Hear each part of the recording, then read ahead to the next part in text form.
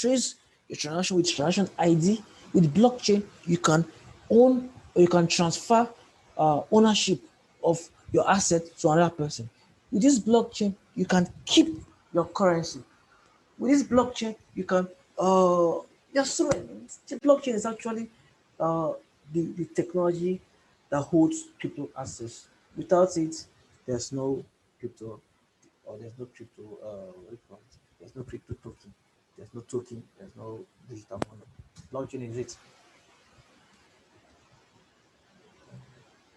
Okay. Bitcoin is the first digital currency which I've said about, or a cryptocurrency to be created on a blockchain technology. It enables the blockchain technology I talked about. The first crypto asset that it's actually accepted that was created on it was Bitcoin. So Bitcoin was the first digital currency that was created on the blockchain space, on the blockchain technology, which enables peer-to-peer transaction. I've said it, it's completely decentralized and has no central intermediary or a person that is actually between it. So if you have 0 naira there, it's your 0 naira. If you want to transfer your 0 naira to another person, you are transferring it without anybody telling you any shit. You're transferring without anybody holding you or hindering you. So it's actually what makes blockchain different from every other currency or every other digital asset in the world. Because one, it's self explanatory, uh, it's self-completing also. It's complete its transactionalism without any intermediary. Creation of Bitcoin has opened doors to this revolutionary technology called blockchain. Because blockchain, there won't be Bitcoin. Without Bitcoin, there will be blockchain. So they work hand in hand. So without any of them, there won't be any existing coin or anything. So two of them work hand in hand to make this crypto assets possible. The blockchain is a perfect tool, especially in areas where trust and transparency are key. So I said it, if there's no trust, there's no transparency in any crypto or any business you actually you venture in. If there's no trust and there's no what you call it credibility on that, people will not invest, people will not buy shares, people will not want to do business with you because there's no trust and there's no credibility. But blockchain now brings this trust into place and brings transparency into place, whereby if you are sending $10,000 to someone else, is that $10,000 the person going to receive?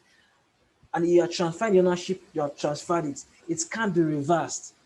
It's not like when you send money to me and Western Union holds it back, and before you know it, they say the sender should go and take back this money. This one is a different. This one is when you have sent, that's sent. Once you say receive, yeah, when you say you are receiving and someone is sending to you, brother, sister, it's not reversible. So once you've sent to somebody, you've sent it to somebody. It's not reversible. The exchange is just sent, sent, receive, receive. Keep your money, keep your money. Own your money, own your money. Trade your assets, trade your assets. So it doesn't have reverse. Just like I was actually in a shopping mall some time ago, and what I had was was mad. Like I never believed it's gonna happen. Someone told me that yeah, she went to shop in a shopping mall after making the purchase. So she actually she said no, that she doesn't have physical cash, that she wants to do a transfer. She transferred from her UBA account to a GTB account. Now this money that was transferred to a GTB customer was received and was reversed.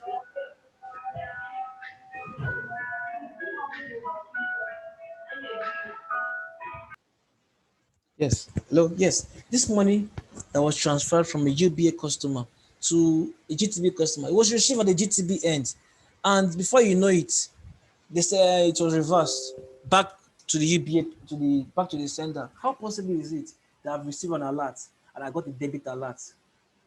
I was like, it's not possible. But she told me vividly that it was possible. I kept on arguing that once you've received money, you have received it. It can't be sent back.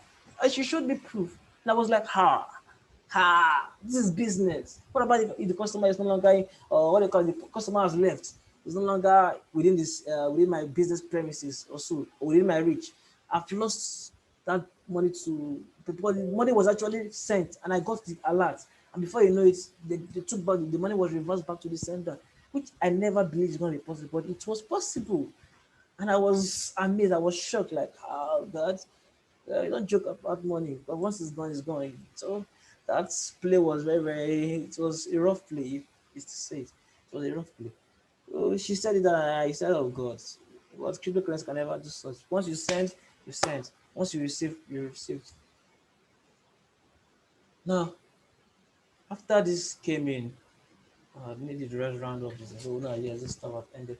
The smart contracts came in. Smart contract, like it's even self-explanatory. A contract that is smart. Contract is an agreement between one person to another, between one person or one party to another party, another person. And once the contract is being established, then there's an agreement for a particular value to be transferred, or a particular value to be produced, or for a particular value to be developed. So contracts going with agreements and projects realization or project development. So when it's smart, that means it's actually smart. It's not dull. It's it's not fake, and it can't be jeopardized. It's smart. So it's a smart contract. So this was first coined by Nick Szabo in 1996 after creation of Bitcoin. There was need for entrepreneurism of the blockchain technology, where the technology can be used to exchange other values or assets other than money. So to exchange other assets like physical resources, physical resources, like gold, silver, houses, etc. There will be need to have an agreement between parties that are involved. So that's where this smart contract came in. So this smart contract is also the underlying technology that has been attached to this blockchain we're talking about. That's the blockchain, that's the ledger that holds and validates this transaction. So the ledger, that's the blockchain, uh, used this principle or this concept to maintain that transparency and trust. So smart contracts was the agreements that came in. Is now these days now you sending Bitcoin cryptocurrencies from one person to another. It does this smart contract that it confirms ownership and confirms the validity of that transaction, and confirms the amount of that transaction, and confirms the address whereby that transaction is coming from. So the blockchain employed this concept called smart contract to ensure that yes, transparency and trust is is achieved on the crypto space. Like I also said, smart contracts permit trusted transactions and agreements to be carried out among disparate anonymous. Anonymous means someone you can't see. Like now, I do transactions, I do trades online with people that I don't even know. I don't have their physical address. I don't have their contacts, their phone numbers. I don't have their mails. I don't have their fax. I do transactions with them anonymously. As long as these transactions are done on blockchain, there's always transparency and there's always trust. So this is where my fear is being eradicated or is being proven wrong. Whereby if I'm transacting on a blockchain, then that transaction is a transparent and a trustworthy transaction. So with smart contracts existing on blockchain, I have no trust issues doing my transaction on that platform, on that technology. Merits of Bitcoin and us. We're almost done with this introductory part, so I think so many of us are very busy. We can all go to other things to do. Very soon we'll get done with this introductory part, and the next class I'm going to be holding will be definitely on understanding the candlesticks. That the candlesticks are the red and green candles that you see on these trading charts. Understanding what it means, understanding their ups and downs, understanding their implications, understanding what each candle simplifies, understanding the meaning of each candle, understanding the meaning of a market structure, understanding the area of values in the market, understand your entry points, understanding your exit points. So this class is actually an introductory part going to the trading platform itself. So without getting this overall knowledge of what you're about to dive into, you will get it wrong. That's why I took my time to get this slide done. If I had it's I just had to just make sure this slide is being available so you can dive into these trading platforms without issues. Now, merits of Bitcoin and altcoin. Remember I told you that altcoins are generally cryptocurrency, other crypto assets, whereas Bitcoin is Bitcoin. So altcoins can be Ethereum, Litecoin, and every so on and so forth. So every other crypto asset that is not Bitcoin is being categorized as altcoin. So you can always say altcoin or Bitcoin, altcoin, other crypto assets, Bitcoin, Bitcoin. So it puts you in control of your money because one, there's no intermediary, there's no central bank, or there's no banker. You are actually a bank of your own bank. You are the banker of your bank. You're the one banking your money. You're the one to decide whenever you want to send out your money. You're the one to decide whenever there's nothing like KYC that's been needed to be run on your own money. It is your money. You should have control over your money. Now, I did a transaction probably I think a month back, whereby I did the transaction worth 110,000. I'm have to share this. Transaction worth 110,000. Transaction worth 110,000 naira, and this person actually bought Bitcoin from me from my trading platform.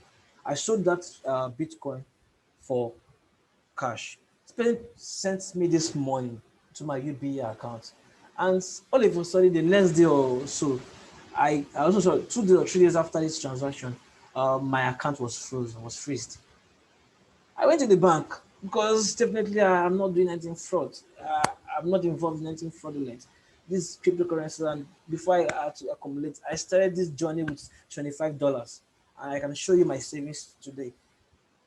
It's not scam, no fraud. So I can always go to any as far as any length to to tender my proof.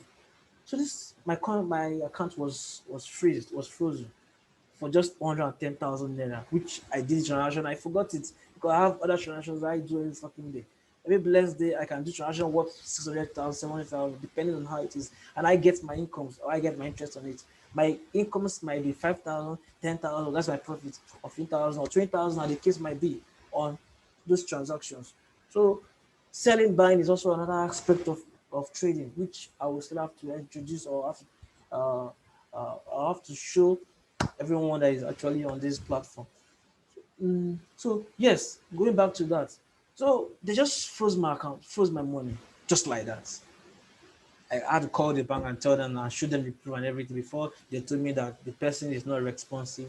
That when the person responds, they will unfreeze my account. I was like, for what? Okay, what's going to happen? I can't be here and you have I have my trading capital or some of my trading capital in your bank. What's going to happen? Please, since it's the 110,000, keep the money in my account, but